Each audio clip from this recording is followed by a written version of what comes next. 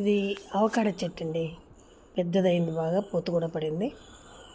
చూడండి ఎంత పెద్దదైందో. చెట్టు అంతా పూత వచ్చిందండి. మరి ఫస్ట్ టైం కదా, నిలబడదో తెలియదు.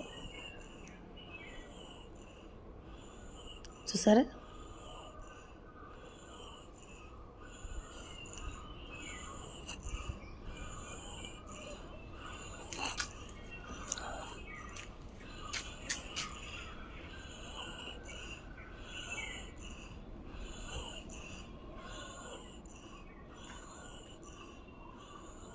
దాని తర్వాత పక్కనే బొప్పాస్ చెట్టు ఉందండి.